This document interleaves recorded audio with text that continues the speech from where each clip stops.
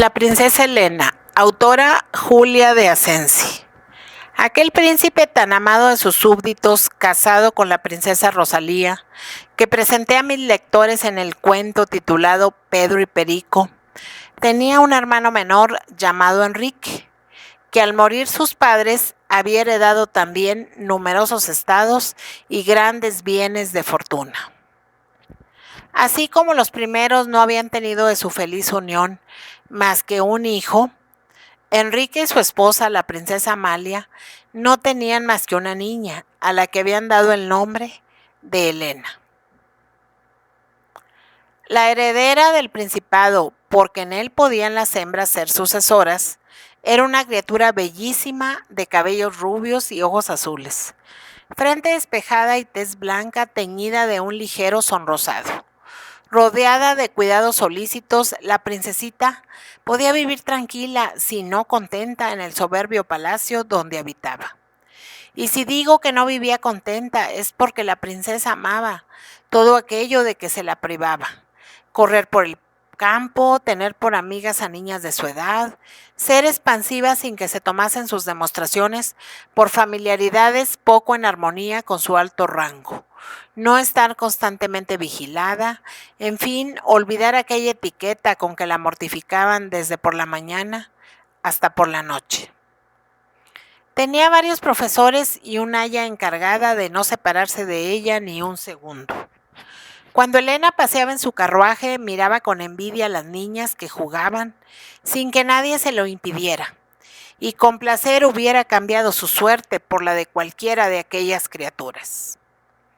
Una tarde del mes de mayo iba la princesa Elena, como de costumbre, en el coche con su aya y otro individuo de su alta servidumbre por los alrededores de la ciudad. Hacía un tiempo magnífico. Los árboles, completamente cubiertos de ramaje, formaban una bóveda sombría. La tierra estaba cubierta de césped y de flores. Los pájaros cantaban alegremente. El cielo, que apenas se divisaba entre las verdes hojas, tenía un hermoso azul. Estaba completamente despejado, y a lo lejos se veía un ancho río con algunas lanchas de pescadores. «Qué feliz sería yo si me bajase para pasear», exclamó la princesa. El aya miró al caballero, y éste, que quería mucho a la niña, dijo: «Verdaderamente, por una vez, bien podría dársese el gusto a su alteza». Apenas hubo pronunciado estas palabras, Elena dio orden de que parase el coche. Se bajó seguida de los dos individuos de su servidumbre y, diciendo al cochero que le esperase allí, echó a andar yendo detrás de todos el lacayo. Este era un muchacho de pocos años, y viendo a otros chicos de su edad que estaban jugando a la pelota, como él no tenía tampoco aquellos ratos de expansión, dejó que se alejaran un poco la princesa y sus acompañantes y propuso a los niños ser de la partida, a lo que ellos accedieron gozosos. Elena corría sin separarse mucho del aya y de su servidor. Al fin, al llegar a una plazoleta, de la que la niña prometió no salir, el caballero dijo a la dama: «Mientras la niña juguetea, bien podemos nosotros conversar un rato, haciendo grato paréntesis a la enojosa etiqueta de palacio». Guillermina, que era un tanto curiosa, se embelesó con lo sucedido que su compañero, con gracia y donaire, le fue explicando. Y así entretenida pasó algún tiempo, hasta que, recordando sus deberes, buscó con la vista a la princesa. Pero la princesa Elena había desaparecido. El aya y Federico la llamaron corriendo en distintas direcciones, interrogaron al lacayo, que se había cansado de jugar y había vuelto al lado del carruaje, todo en vano. Nadie había visto a la princesita, ni ella acudía a sus voces. Ya muy tarde regresaron a palacio. Con verdadera pena y con temor profundo refirieron los dos servidores a los príncipes lo ocurrido. y los amantes padres, desesperados, locos de dolor, hicieron que se buscase a la niña por todo el principado, a pesar de que suponían que no podía estar lejos, e hicieron encerrar en estrecha prisión a Guillermina, y a Federico, al cochero y al lacayo. Poco se tardó en saber por casi toda la nación el extraordinario suceso. Los unos suponían que el aya y el servidor habían dado muerte a la princesa. Otros que la habían escondido en alguna cueva con el objeto de que a la muerte de los príncipes la sucesión fuese para algún protegido de ellos y la niña no pudiera presentarse a pedir la herencia estando muy bien vigilada. Algunos, los menos, los creían inocentes e imaginaban que Elena había sido robada por otra persona. Así fue que el tiempo pasó y nadie dio noticias de la princesita. Guillermina y los 3 servidores seguían presos e incomunicados, y los príncipes apenas salían de su palacio, sufriendo amargos pesares para los que no hallaban consuelo. ¿Qué había sido en realidad de la niña? Viendo que su aya y su acompañante no se ocupaban de ella, Elena echó a correr tras una mariposa blanca y no se detuvo hasta que llegó junto al río. Allí había una barca mal amarrada con una cuerda. ¡Qué hermoso debe ser embarcarse!, exclamó la princesa Elena. Y se metió en la lancha, soltó la cuerda y la frágil embarcación se fue alejando poco a poco. Quiso entonces retroceder, pero no era tiempo y como los otros botes no estaban allí, nadie pudo auxiliarla. Una hora después pasó en otra barca un pescador que, adivinando sin duda algo de lo ocurrido, recogió a Elena dejando la lancha en que iba ella abandonada. Pero aquel hombre era extranjero y en balde interrogó a la princesa en su idioma porque la niña no le comprendió. Elena estaba seriamente alarmada, lo que no le había ocurrido hasta entonces, y suplicaba al pescador que la llevase a su palacio. Era aquel extranjero un hombre honrado y caritativo que se había visto obligado a dejar su país porque, habiendo un hermano suyo cometido un crimen, todos le miraban con horror en su tierra, aunque él era inocente, y había huido al principado aquel con su mujer y 2 hijos de corta edad en busca de mejor fortuna.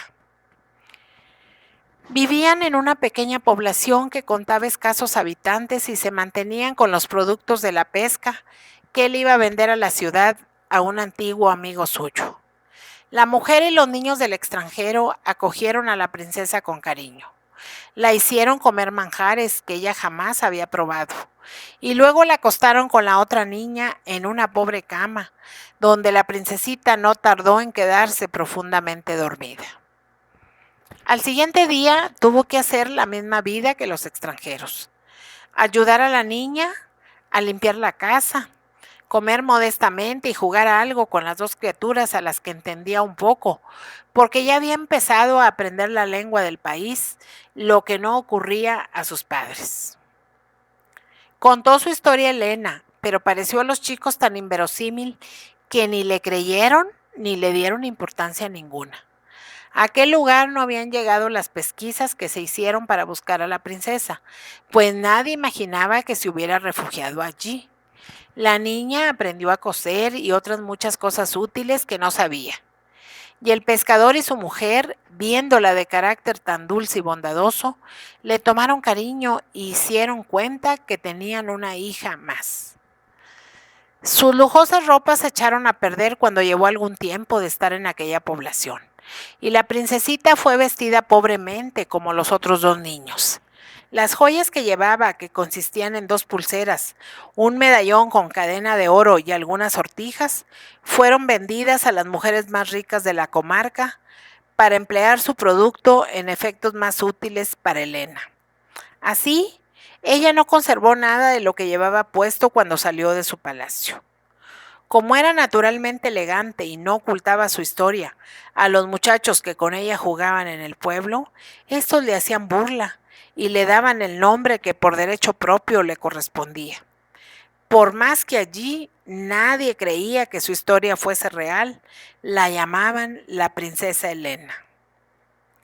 Sus mismos protectores, que ya comprendían perfectamente su idioma, sí la creían hija de algún gran señor, pero no la heredera del principado. Así se pasaron algunos años sin que ningún acontecimiento fuera a alterar en lo más mínimo la vida de aquellas buenas gentes. Pero he aquí que un día llegó a una posada un caballero y contó al dueño de ella lo ocurrido a los príncipes, añadiendo que no se explicaban cómo la princesita nunca había aparecido ni viva ni muerta. El posadero se calló, pero apenas el señor se alejó del lugar, llamó a su mujer y le dijo: ¿Sabes que la historia contada por Elena ha resultado cierta? Ella es la heredera del trono, pero mira qué buena ocasión se nos presenta para hacer de nuestra hija Clara una princesa.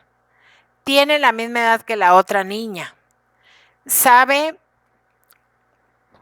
Tiene la misma idea que la otra niña. Sabe esa historia, es inteligente y con poco que le expliquemos hará creer que es la princesa que se perdió hace años. Como pruebas, presentamos las 2 pulseras que le compré cuando el pescador extranjero tuvo que venderlas. Y así nadie dudará que nuestra Clara es la princesa Elena. La mujer aprobó el plan y se lo dijeron a la niña, que era por su carácter muy a propósito para hacer la sustitución. Clara era vanidosa y no pudo menos de divulgar el secreto del posadero para que se supiera que ella iba a ser princesa. Enseguida, todos los padres que tenían hijas de aquella edad próximamente y que también habían comprado las joyas de la princesita, pensaron hacer lo propio, reuniéndose en un momento 3 falsas princesas que salieron el mismo día para la capital del principado. El pescador extranjero, que comprendió que la verdadera princesa era la que él tenía en su casa, se embarcó en su lancha con Elena y partió en busca de los príncipes Enrique y Amalia, los inconsolables padres de la niña. Pronto se divulgó por la capital la noticia de que la princesa había sido hallada en una modesta población. Algunos señores quisieron ser los que llevasen a palacio a la niña, y el uno se encargó de presentar a Clara y los otros a las llamadas Mariana y Clotilde, que eran las que poseían como pruebas de su identidad las joyas que habían pertenecido a la princesa. Enrique y Amalia, al saber que había 3 criaturas que decían ser Elena, se hallaban muy preocupados y citaron en su palacio a las presuntas herederas del trono. El pescador y su protegida se presentaron también, aunque no había en la nación nadie que se interesase por ellos.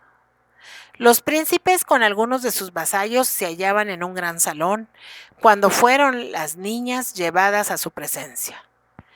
Clara, Mariana y Clotilde iban bien vestidas y lucían las joyas de la princesa que un hábil platero había agrandado para ellas, excepto el medallón y la cadena, que pertenecían a la segunda y que habían quedado tales como eran. Elena, con su modesto traje y su aire tímido, fue la que excitó menos la atención. Una después de otra refirieron la historia con idénticos detalles, casi con más las que llevaban el papel estudiado que la que sabía lo ocurrido realmente.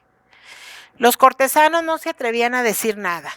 Los unos encontraban que Clara tenía el porte distinguido de Amalia, los otros que Clotilde era muy semejante en la mirada de Enrique, y los más que Mariana, que era rubia y con los ojos azules, se parecía a la niña que se perdió. El príncipe se retiró a otra instancia con sus súbditos más notables para deliberar.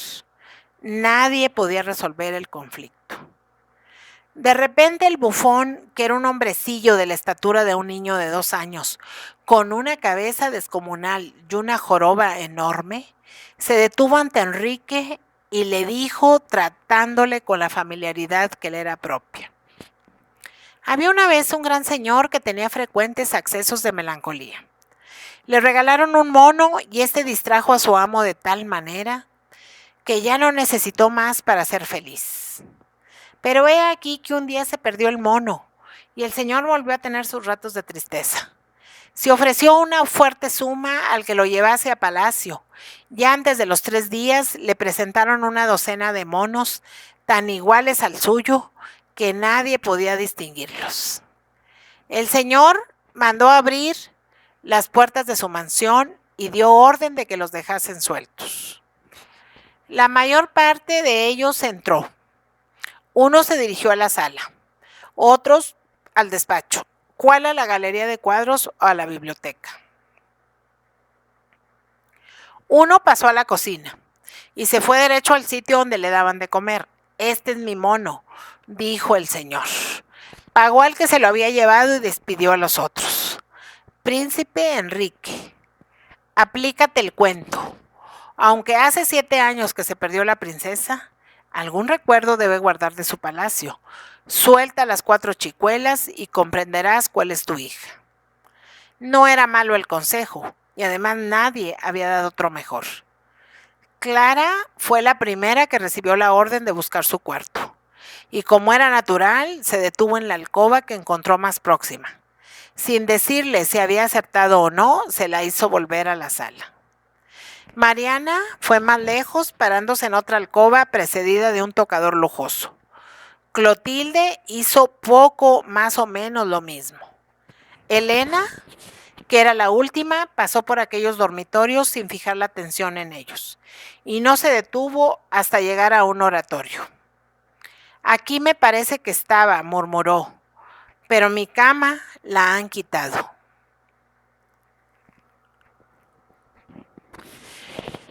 Entró en otra pieza en la que había, entre otros muebles, un armario.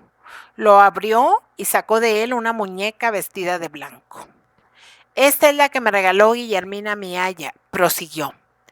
Pero todo lo que hablaba no lo decía para que lo oyesen. Parecía en aquel momento creerse sola y transportada a otros tiempos.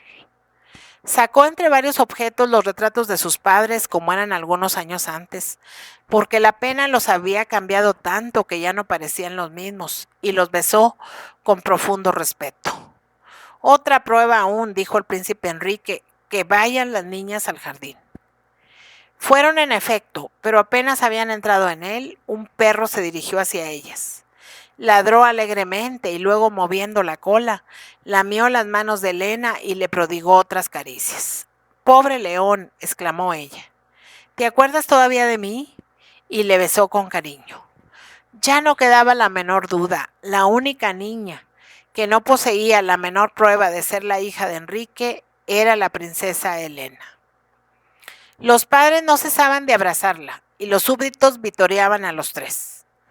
Las niñas se volvieron a su pueblo, no castigándose a los padres por haberlo rogado así la princesa. Guillermina, Federico y los otros servidores fueron puestos en libertad. Al bufón, que era de carácter triste, se le permitió que no hiciese reír más a nadie en palacio, pero que continuase en él.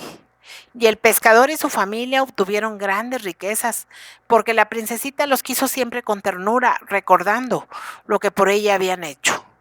Los príncipes y su hija fueron completamente dichosos, y algunos años después, la princesa Elena se casó con su primo Pedro, reuniéndose en un principado los vastos dominios de los dos.